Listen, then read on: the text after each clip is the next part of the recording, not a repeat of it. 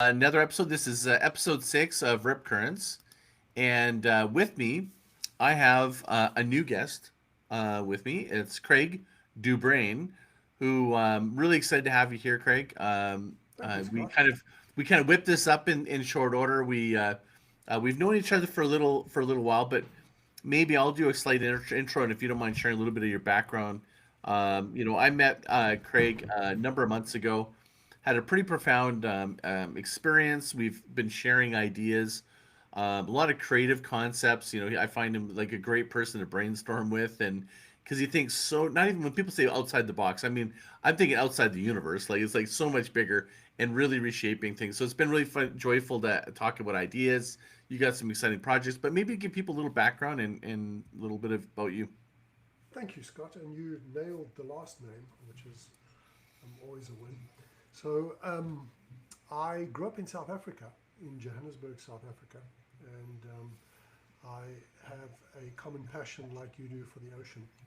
And moved from Johannesburg to the east coast of South Africa, which is Durban, where all the surfing happens. You've probably heard about Jeffreys Bay. If anybody that knows Oh yeah. anything about surfing has heard about Jeffreys Bay. And then a couple of years back, many years back now, I met my wife and immigrated to Atlanta, Georgia, which is where I'm based now, living in the US. So that's a little bit about our story. I have two daughters. I have two stepdaughters, so four girls between us, and we have a granddaughter, Freya, and I have a son-in-law who's named after me. His name is also Craig. Well, good fam.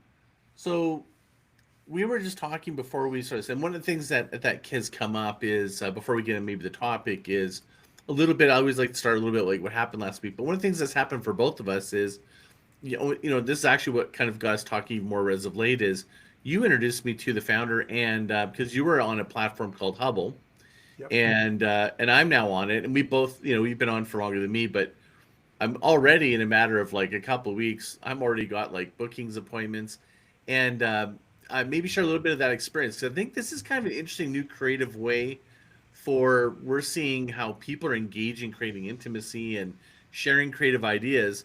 It's a platform for it, and it's I've never done it before like this way. But maybe just tell me a little bit about your experience, Ben. Yeah, I think what Kevin and Tim have created with Hubble is really pretty innovative. It brings experts, domain experts from various fields, and creates a space where anybody can access their IP really cost effectively. And I think that's the key is if you look at, one of the things I love about you, Scott, is that you're so giving of your time. You're one of those individuals that is, without question, a domain expert, and you have created a persona for yourself where you share so much about your area of expertise so freely. You create so much content that people can access really easily. But if I, as a professional, wanted access to you, rightly so, I would have to pay for the IP and the time. And what Tim and Kevin have created with Hubble is that you can go onto their platform and book a 15-minute call with an expert and just brainstorm an idea in a area that might be out of something that is your area of expertise. I think it's brilliant, and it's really been great. I think I've met a lot of really great people. I use it more for booking people than I have. I've booked way more calls than calls that have been booked with me as an Yeah. expert in my domain. Yeah, and I've done both, and I've got already got a lot of bookings. But I met one person. It was cool when you get the booking. I'm like, I've never see. It's like I think before maybe I was unaccessible. I think you were the one that said no, maybe you weren't accessible for this makes you more accessible. But this one young gentleman, he says this is his growth hack, and I go, what do you mean? He goes, well, I'm really trying to get ideas and looking for improvements of my platform and my investment and possible investment. I couldn't get these meetings at my, he just was like, I wouldn't, I'm like, You know what a smart, I mean, I actually was like, that is really smart. Like, if you think of the cost of your time or how much time you spend trying to set up a lunch or whatever, to just pay the 50 or 150 bucks for 15 minutes or half an hour of time of these experts, I'm like, you're wise beyond your years. And I'm like, I really do. In fact, you and I were just looking at a couple of people on a platform where I was like, I would love to pay that money to have that conversation. Yeah. If I Because I could get, think you're getting exponentially more value back than what you're paying. yeah. Like there's no ways you could afford these people in, some of these experts that they've got in their in everyday life. And one of the things that I think is not taken into consideration is there's this talk always about your network is your net worth. Where do you get to build network if you don't have a network, and you're relying on cold contacts, you're relying on networking events, where this is exactly what that guy said. It's a growth hack. You're fast tracking your ability to network by paying $50 or 100 or 150, 200, even 500 bucks.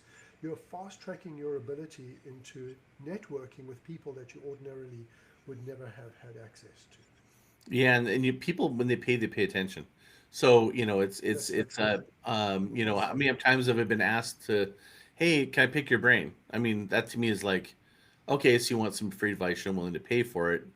And I have done that a lot. I mean, I do still to a degree do it, but this now is great because now it kind of puts me on demand and I can kind of quarantine it and if someone's willing to pay about whatever topic they want to talk about, it's great. So I think it's really cool because it's just a demonstration of like the changes that are going, the trends that are going on right now.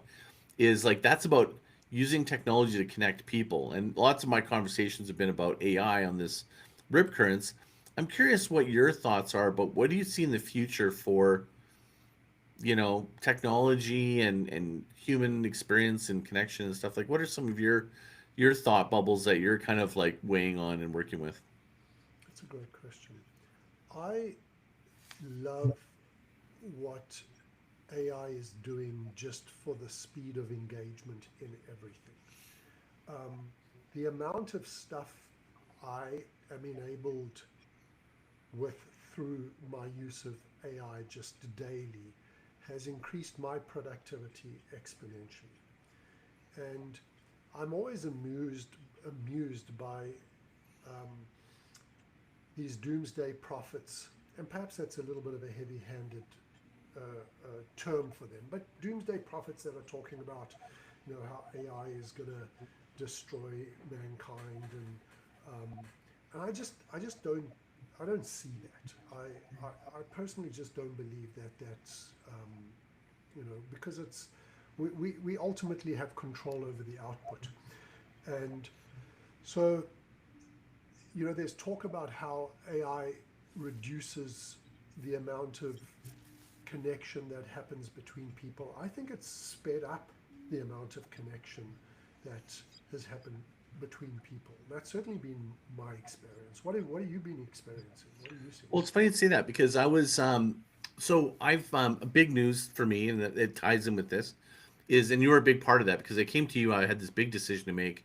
about deciding if I wanted to move. I'm on the Money Networks platform, and to graduate to a branded iOS app. And thank you, you were helping me noodle through it. And one of the reasons was that made me really think about even doing it was I saw the use of that app at CEX, which was the content entrepreneur expo with Mm-hmm. Joe Paluzzi, Robert Rose, and a bunch of other growth and content people.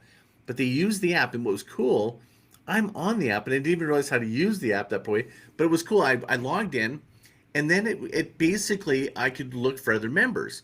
The AI went and configured and goes, "Hey, the two of you could connect on. You're both author," and it basically pattern matched, and it gave me like 5 reasons to talk to this person, and it made me think. I was like, you know what? There it is. Like that's how. Like I think when we try to use AI to automate, just like automation Mm-hmm. and browbeating on email, it's like pop up ads. They lasted until they didn't. No different than junk mail. Then they got better with personalization, but still that gets gamified. I think we are looking at the right application is connecting humans to relevant information or other humans so that it fosters more human interaction or better human experience. Hmm. I saw something the other day. It scales brilliance equally as well as it scales stupidity. And I think that's so true, right? It's what you're putting in. Isn't it Um, like money? Like it just if you're an asshole, you're just an asshole with money if you got rich. It doesn't make you better. You exactly, know what I mean? exactly. So it's like just amplifying what's already there. It's going Um, to amplify what's already there. Yeah. yeah, How do you use it? Do you mind me asking? How do you use it in your business?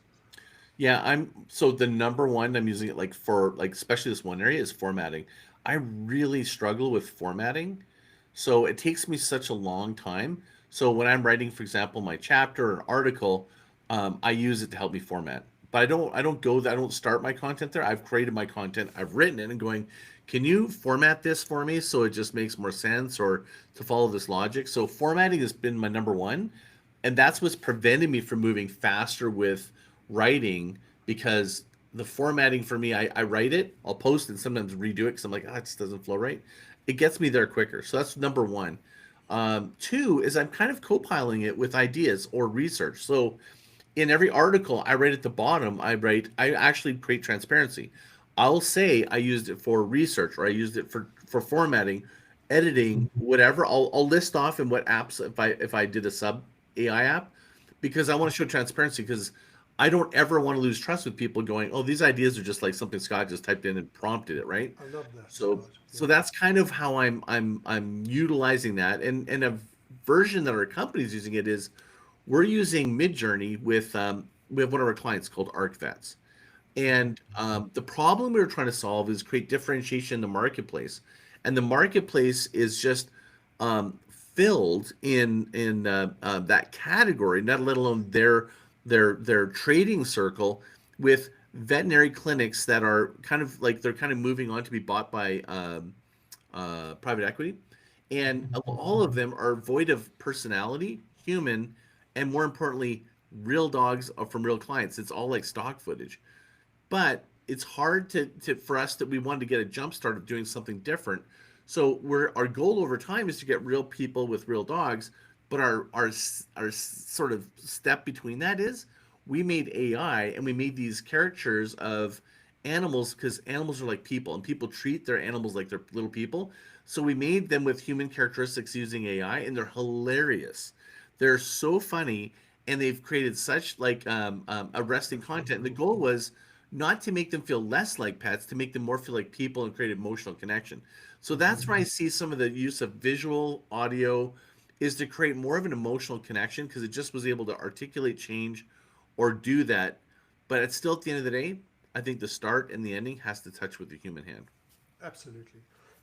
Excuse me. I One of the things I do on emails where I've used AI to help me with the email, I'll actually put a footnote at the bottom of the email saying this email was co-created with a very opinionated AI by the name of Sage, because I've trained my AI in my language, right?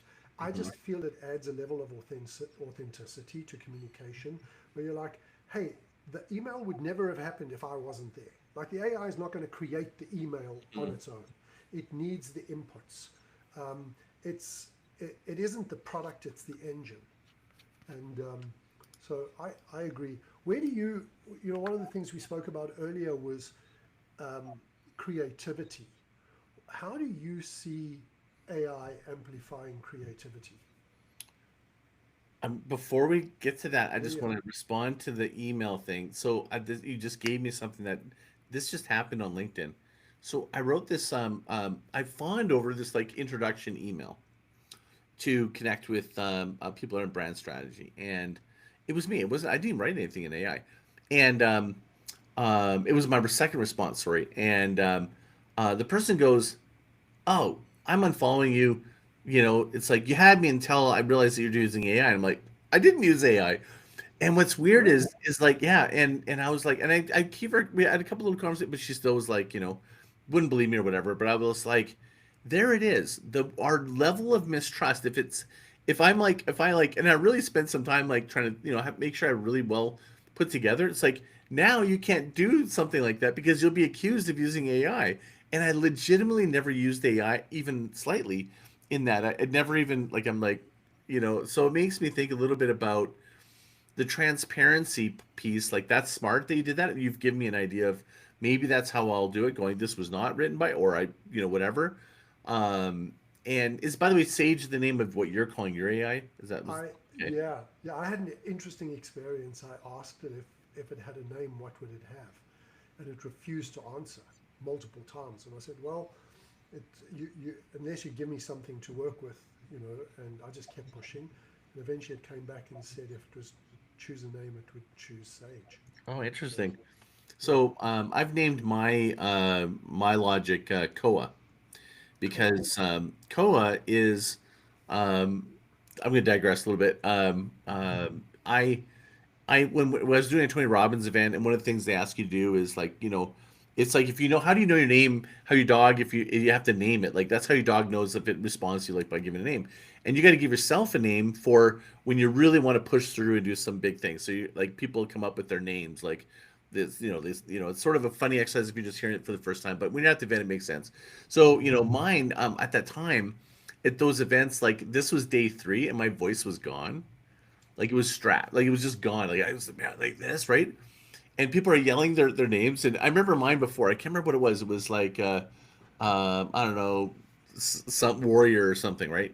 But I couldn't say any words, so I just went ah, like that, whatever. Like that's all I said, right? And my Jill, my wife Jill, she goes, what'd you call your name?" And I go, and I said, "Oh, I couldn't say anything. I just kind of this is the sound of it." She goes, "Oh, it sounds like Koa," and I'm like, "Yeah, it sounds like Koa." She goes, "That sounds like a word or something, right?" And I didn't think anything more of it. Then she tapped me on the shoulder at the conference. She gave me the phone. She goes, "That's the name of a tree in Hawaii," and it's like so coherent No with me, right? way.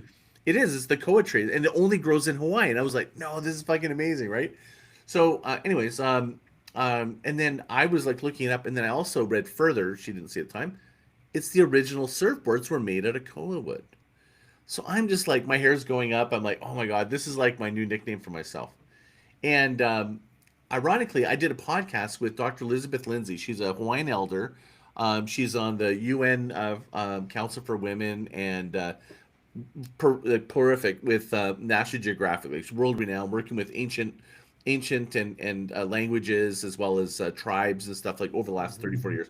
Anyways, we talked in on my podcast. She called me Koa, and then she's like, "That's your name. That's your Hawaiian name. Maybe that was." No way. And I'm like, I don't know if that's true or not, but it actually is something now that I nickname. Now I'm telling the world it's my personal nickname for myself is Koa. So I'm making my AI because I want to make it feel like it's rooted in truth. It's going to be coherent with me. It's not artificial. I want to take the artificial and make it feel that. I know that seems really weird to maybe someone listening to this, but I think when we create 100%. meaning for thing and purpose, it shows up that way. It's the Yeah. energetics of it. Yep. Yep. And So I on, think sorry, we give it a name, we almost give it a personality, right? yeah. Which sounds stupid, but there is meaning in that. That you're not just yeah. I don't know if that Yeah. made any sense. Yeah, it's just it's like the origins of everything, right? Like if there's no meaning, if it doesn't mean anything to you, it won't mean anything to anyone else. That's why, like, if you have a brand name, it didn't mean anything to you. It's not mean Yeah. zero to your customers. So to your question about AI and creativity, so now using Koa, I'm starting to create a little bit of a library of topics that I'm kind of I'm building on. Does that make sense? Like ideas that I'm trying to form. So I kind of will talk to it, respond, think about it, and then go back to it. So I've got like about, it feels like 25 conversations of me noodling through things I'm thinking about, and I'm just using it as a like you and I do. It's basically Hmm. just like an idea catch and throw. That's one of the ways I'm using it creatively right now, because as I showed you today, I'm going to share with it at some point when I'm solid on it. But I shared with you today my two frameworks. The first one I'm really totally locked on, which is a new framework for reimagining and communicating identity. And I showed you the same thing for strategy. I'm using AI to kind of just like vet and test this. So that's how I'm using it. What about yourself? I use it to prototype ideas. So when I've got an Like, when you mean say idea, prototype, like, do you like? so for example, if I've got an idea around something, um, I'm trying to think of an example. Let's say I'm thinking of a campaign, or thinking of a communication strategy, or thinking of adding a slide to a deck. I'll go in with the scaffolding, with the framework, and go, here's what I'm thinking. This is what's working for me on this, and this is what's not flowing for me on this. Can you help unpack this, and let's just engage in a conversation? So I'll often just do data dumps, where I'll take an idea, dump the data in there, and then see what comes up and what comes back. And I, it's brilliant for that. Like the levels of creativity that you can achieve, it amplifies everything that I'm doing significantly. Have you seen some of the studies about the human brain using AI, that our brains are shrinking when we use it? Like we're not actually expanding our creative thinking. I, And I always wonder, it's like, I don't know if I agree with that, because I'm actually thinking more, because I'm not like stumping. I'm like moving more deeper with ideas. Does that make I don't sense? agree with that at all. It certainly does. This has just been my personal experience. Yeah. That would be like, when electricity first came out, people were like, oh, it's going to make you lazy. Electricity is going to make you lazy, Really, that was an Uh, actual, yeah, that I was never the never heard thing. that. Electricity Ele- equals lazy. Okay.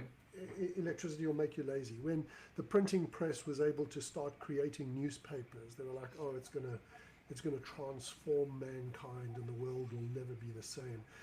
And when cell phones came out, it's all these these negative biases around any new technology. And we are very adaptive.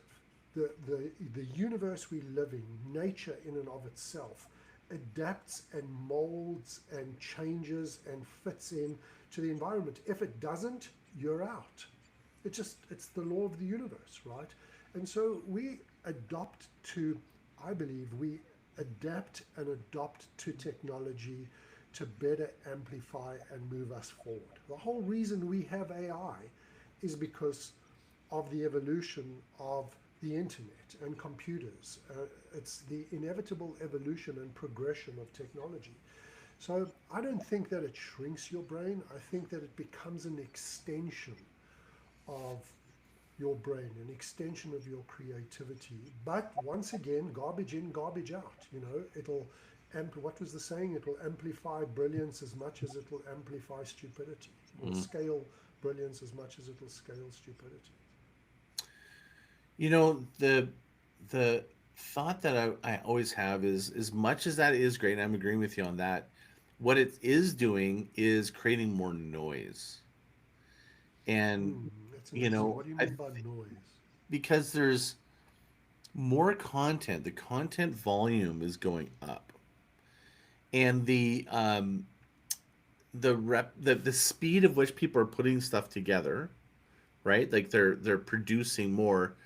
It's like it's creating this volume. And the fact that it's, when I say it's noise, is because there's this like friction, because is like, in my mind, I'm always like that lady going, this is AI. Like I'm going, is this true? Is this really what they're saying, or did they write this with the AI? There's like a friction there. It's like a noise that I got to kind of like, and I'm like, to me, I look at the volume of gray and bland amplified, but I also look at it just in general as like there's just more volume. And what's the signal? And like, to me, it's like, I think trust signals, I think that's the big thing. But yeah, I guess that's what I mean. It's like, I just feel like there's, and I feel like we're just at the beginning, you know and I'm sure there's like, I've seen some cool stuff with AI where the storytelling is crazy, and they got this, like the AI and stuff, and I love it. But there's just so much more. It just feels like the level of noise has gone up a little bit. I It's think hard to I find this think signal. it'll auto-regulate over a Figure, period of yeah. time. Yeah. Yeah, well, with the agents, agentic agents, or agents on our behalf, will probably do this. Like, go, here's the parameters of which I want to see my content, and so maybe there'll be an agent to basically, you have to gatekeep your attention. I wouldn't surprise me if that's a new agent someone creates as an app or something on your browser, or be ubiquitous on other platforms. You know what I mean? Like gatekeep keeping your attention. you know. I what Scott, talk about, because I think this is really interesting. You've probably spoken about it previously on podcasts. Is how moving away from how Google formats search, Hmm. and how AI, and how you've really tapped into the difference between those two spaces.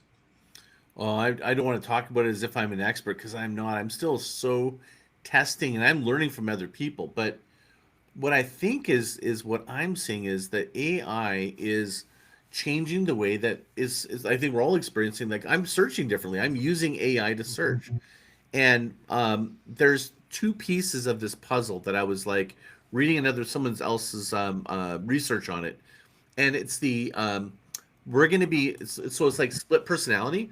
We need to write for the machines, and we need to write for the humans. The machines is I need to know there's structure, there's coherence, there's like source. The AI wants to produce the most verifiable source and individual, and if you know how it searches, you got to create structure so it kind of reads it better or finds it's found easier. It's very very logic driven. The emotion side, it's like how do you actually create content that now is feels human, feels has it has emotion. It has a level of intimacy and stuff. So it's almost creating this split personality of it's like no different than back in the day in articles. Someone's writing an article, they're trying to write a really meaningful article, but they're trying to do all the SEO insertion, and you can tell you're like you try to make this into a flowery conversation, but you're just trying to find every way to tap in all those words. And I think that's where we're at. We're almost at this new, a different version of that, where balancing both those worlds or deciding, that you're like for me, I'm still want to figure out the agent side, but I still believe word of mouth is going to trump all this AI. It's like I think that's where that's going to be the your ability to override an AI recommendation and go, oh, I'm going to work with this person because I've heard about him. I think that still matters. I don't think it's going to change. But that's my view. Is that's kind of is that my answer to your question? But I was like, that's what's in my brain right now about AI and search and Google and stuff. I think Google is changing dramatically, and the AI, we're no longer going to be found through scrolling. So that's going to change Okay. everything. It is already changing everything. What's the most exciting thing that's happened in your past week? Well, I think we touched on it at the very beginning, which is the idea that I'm going to be shifting into creating a new iOS app for my community, and I joined as a result of being at the CX.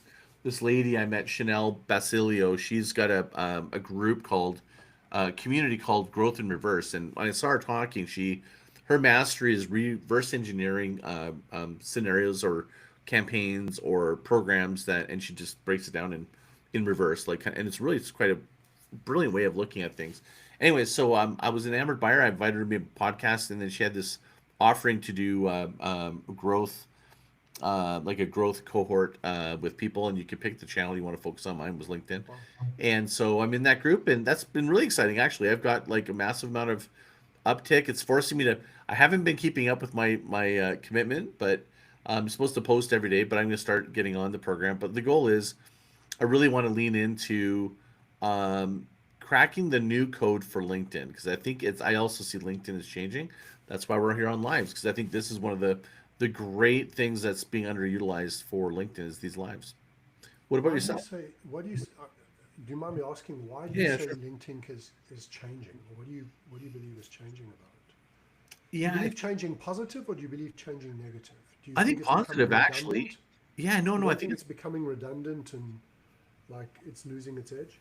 no. In fact, if I'm actually experiencing more of an appetite for slowing down and creating more meaningful connections. So I've actually, I think I showed you a little bit of a script. Like I'm going, hey, I want meaningful connections. Share with me a piece of content that you would like me to look at, so I can look and comment. And so I'm no longer looking at. I don't want a follower. I don't want someone just to click follow. I want to know a little bit about them and see if there's a connection and how I can help them and for them to do the same. So and I feel like I've tried that in the past and there wasn't a lot of traction with it. There seems to be an appetite for that right now where people are like the response I'm getting is going, "Oh, this is refreshing." Yeah, like so so that's the change. I feel like it's because we've reached the end of this subscriber follower economy, and we're moving into the connected member relationship economy more so, where it's more about trust than it is about the attention and following. Hmm. What are your thoughts on um, this talk about more and more social platforms becoming decentralized and owned by the constituents as opposed to you being a participant on something like LinkedIn or Instagram or Oh Facebook. yeah, like private virtual communities, you mean? Hmm. Yeah, I think that's the way. That is the way, but it's never going to go away. Social media or public social media, because it's not free. You're giving up something for it. You have no control. But I think there's a bigger appetite for applications in a future environment where it's more about sovereignty. You own your data, you own your assets. Like, where everybody's advocating, you own nothing and be happy. I mean, what? Like, think about CDs. You used to own CDs, now you rent CDs. Like, or don't even like, you access your CDs, right? Like, Yeah. you people used to own homes. Now a lot of people are like fractionally renting homes or renting. It's everything. And even the digital world, like, we're basically subscribing access and getting less and less ownership. So I think there's going to be a hybrid where it's like a collective. So these private virtual communities, as long as like, for example, Mighty Networks, they made a mandate. We own our community, we own our data, we have direct access, no interference with our clients, and their goal is for independence, not dependence. Like, and that to me, I think, is that mindset shift that is going to bring rise to applications like, I know one that you're thinking about, where people really gonna have more sovereignty and control over their lives. And I think that is just a. Is it going to be the way? No, I think it's going to be for those that they value that. Some people Hmm. don't care. You know, what's your thoughts on that? Like, does that resonate with you? Like that shift, the It does. sovereignty. I call it the sovereignty I, shift. Like I, from my I title. think I love the terminology sovereignty, and I think that there's a huge shift to not only sovereignty but democratization and decentralization of where and who owns what. And I see it particularly in the space that I'm building in right now. I didn't mention this earlier, but I'm also the CEO and co-founder of a company in fintech, and we're looking to solve a really big problem in the life insurance space, where essentially the life insurance industry is death insurance. You never It provides peace of mind to your family, but you'll never see the benefits of your life insurance. And you've got these behemoth organizations that have got trillions of dollars locked up in underutilized wealth. And is there a way to give more people more sovereignty and access to their, inheriting from their future selves? If you've got life insurance, you're going to be worth more dead than what you are alive. Yeah, I mean, So, the one benefits from life insurance is when, if you die, which is a terrible thing to think about, yeah, and of course after you're gone, so you're sure you're protecting them. So that's an interesting notion. It's flipping it. yeah, yeah. And so give you access to death benefits, to your a percentage of your death benefits while you're still alive, for you to spend a portion of that money on the things that are important to you while you're alive, like paying off student loan debt or putting a down payment on a car or home or going on a dream vacation or getting married or starting a business. Not having to need to go out and raise funds to start a business. You could inherit from your future self by capturing a percentage of your future death benefit and using that to start your business. So giving people sovereignty and access to their future wealth. So I think that's a huge winning category: is tools, technologies, leadership, cultural movements that are about sovereignty, about giving you more control. I think there's a segment, if not a large segment, of culture that's now shifting into this. I think that's really interesting. So I don't. I mean, I'm curious. Like, I think of the brands that have paved the way for us to really rethink this is like Uber and um, Airbnb, Airbnb Netflix. and Bitcoin and stuff. Like, so when that idea, I think that idea would be probably theoretically people be like, oh, that's kind of interesting. But I think its time is probably now. Is like people are probably ready for that now, Mm-hmm. culturally. Yeah. There's an And openness. that's certainly what we're seeing. What early beta testing is starting to show is that people are leaning in, and um, So where can they find more about that? Let's tell you want to send them to where to follow you or something so that they can follow that journey of that. absolutely, our company is Kaleido Life, and it's kaleido-life.com, or you can look us up on LinkedIn. You can find me on LinkedIn and find more information there. And we're on all the usual places, and we can put some links on this. I'm pretty sure that people can go and find out some more. So we're pre-launch and pre-revenue. We're got some pretty big milestones to hit towards our target of going live in end of Q1 2026. And that's what we're working on. And we get to access incredible individuals like you as an advisor, helping us put some of our brand coherence together and our brand strategy together. So thank you for what you participate in and sharing that as well. Totally. It's been an interesting journey. I mean, that's one thing that is, I think that's why you're in Hubble is you're very unconventional, counterintuitive, creative ideas that you just can't, and that everybody says they think outside the box, but that's like, that's what I was saying at the start of this. It's not outside the box. It's like into the universe. Like like that, there's a bigger, really takes a lot to really, that model that you've kind of gone through. I think, some of you should follow him and hear a little bit more about this new model, but it's kind of mind blowing, but I think it's actually the first of many examples of other businesses that are going to follow that model of thinking. So I think you're creating almost a new category of sovereign applications or business models. Yeah, You know, that's certainly what we believe, Scott, is that there's a whole new category in finance, in life insurance, in personal lending that is yet undefined. so what would you We're call the looking. category? I don't know. That's you've asked me this question once before, and I left going. That's a great question. What would we call the category? And I still don't have an answer for you. So um, it's a really good question. My feeling on that is sort of the same feeling I have around when people call themselves disruptive. I had an advisor the other day who said to me, "Oh, we're so disruptive." I said, "No, we're not disruptive. We have no right to call ourselves disruptive. That's something the market gives you. It's an accolade you earn from the market, from your peers, from other companies. You don't call yourself disruptive in the same way you don't call That's yourself not good really a looking." category. That's more of what's happened. Yeah, yeah, Yeah, yeah. the category is something in and around finance or but Well, my point is more, self-directed, I don't know self-directed or that something. we should name the category. I think it'll happen organically. I think I don't know, maybe Airbnb did have a category defined when they created a new category in hospitality, or Uber did when they did, created a new category What would the category be in for taxi. Uber and Airbnb though? It's like, Home sharing and ride sharing. yeah, Um, right. Sharing. so So if it's sharing like ride share, okay, so then what about, is it like, so what would yours isn't about sharing, it's not so much sharing, accessing and it's control. accessing underutilized wealth. There's trillions of dollars stored in underutilized wealth that people just can't access until they're dead.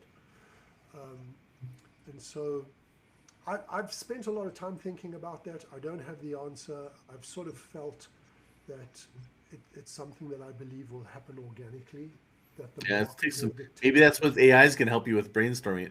And the reason I bring category is so important to helping people get to where you're going to get the idea of what it is. You know what I mean? As well is you claim it, you name it, you own it. Like that's the other component. In fact, I'm working with, I'm sorry if he's listening to this. I forgot his name right now, but he's a category expert. And he was speaking at CX, and I leaped up to talk to him because I'm like, hardly anybody talks about category.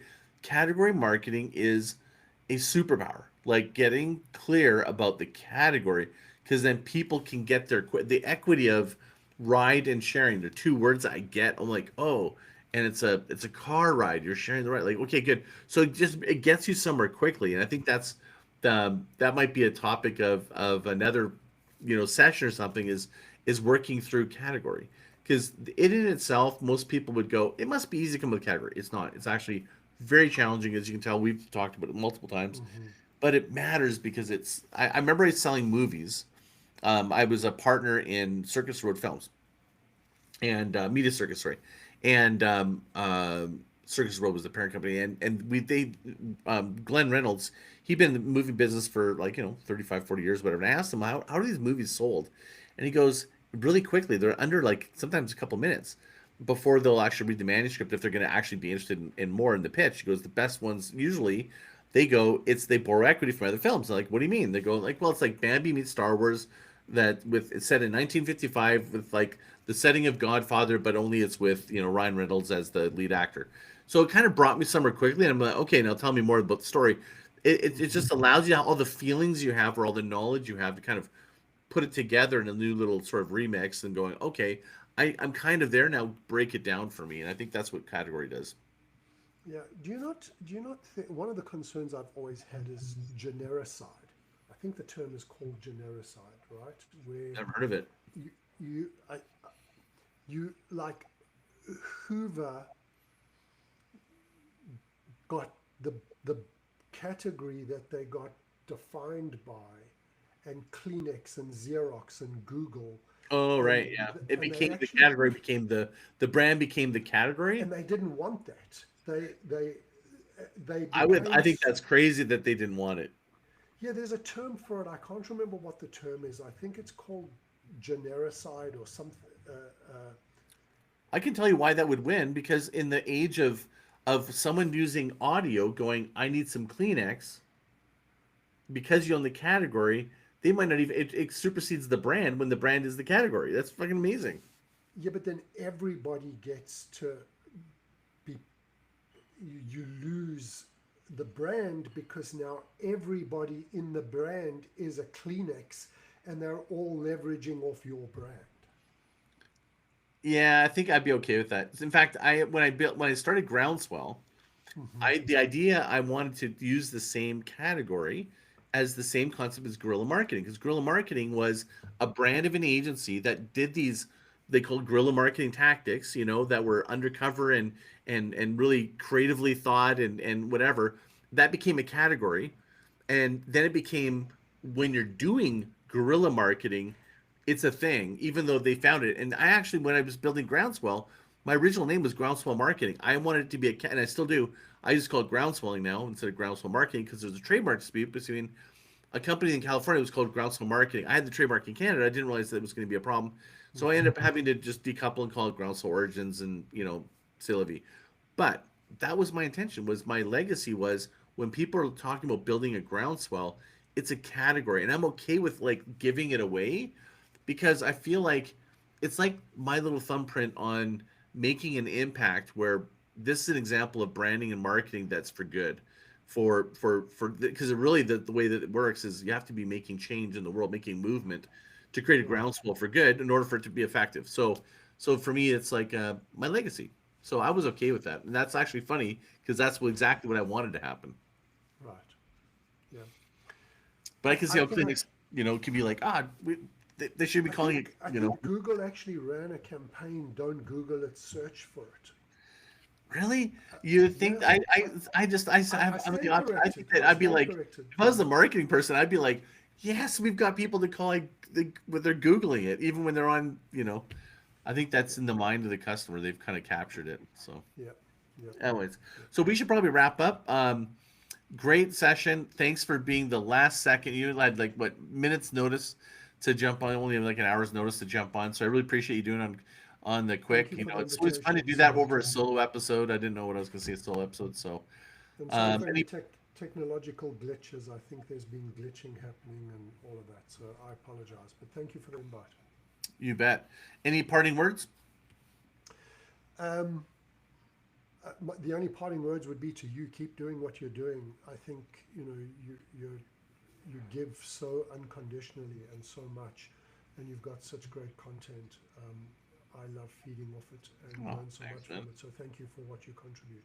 Thank you. Well, I'm going to bat it back to you. I'm going to go, hey guys, I'm going to put the notes, follow Craig, see what he's up to. This model is really interesting. Stand close. He's got a movement and a concept that he's going to be making more visible. So stay tuned for that. Yeah. So until next time, guys, thank you for paddling in, Thank you, and we'll Scott. see you soon.